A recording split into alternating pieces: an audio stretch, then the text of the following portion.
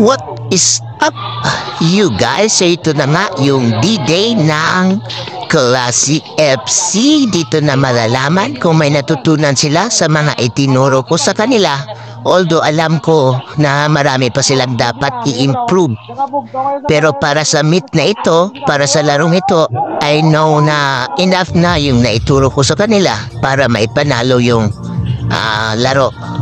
But anyway, kasi nga maaga tayong pumunta, so mamayang hapon pa yung laro nila, kaya umuwi muna tayo, ano. At bumalik na tayo no ng 1 PM dito sa stadium, kasi daw 1 PM yung mag-start yung laro.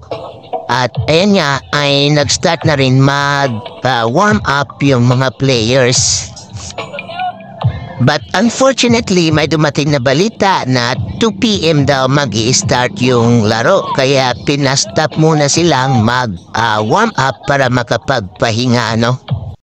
At ayun nga, pagdating ng mga officials is pinatawag ang lahat ng mga players para tingnan kung sila nga talaga yung nasa list ng mga player na maglalaro sa bawat team. At pagkatapos nga nun is pina-warm up sila ng 5 minutes at then sinimula na yung laro.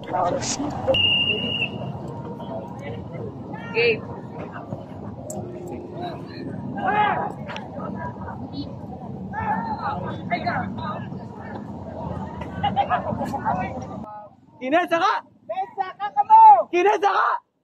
Kinesa ka! Kinesa ka!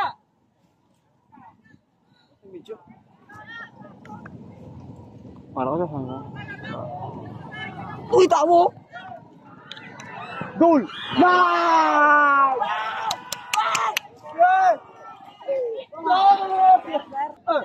Nice! O, talaga na! Talagan! Na! Talagan! Talagan! Sige! Saka! Saka! Saka!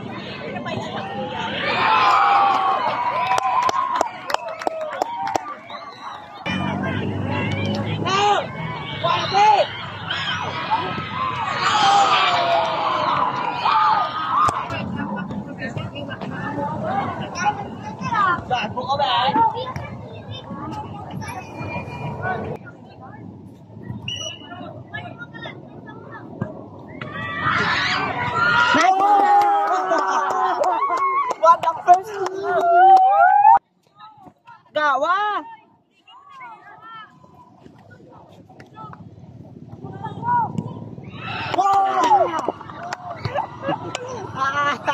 Coach!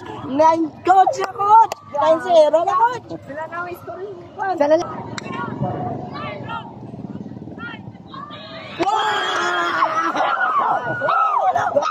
Shoot na! Shoot na, Labado!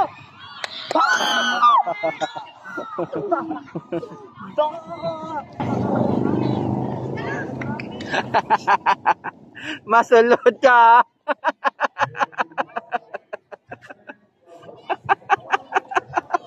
Ano ka?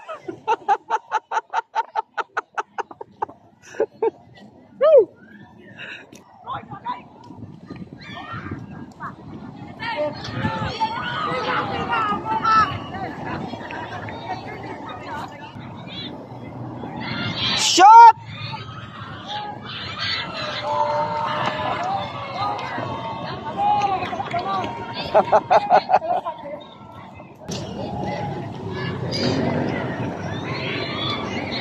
Isa naman.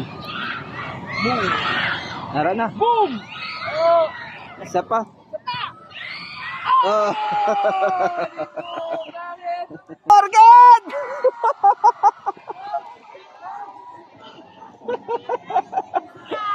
Mas Morgan! At dito na nga nagtatapos yung kanilang laro at nanalo kami na ang 15-0. And hopefully guys, tomorrow, the next day is a different story at sana manalo ulit.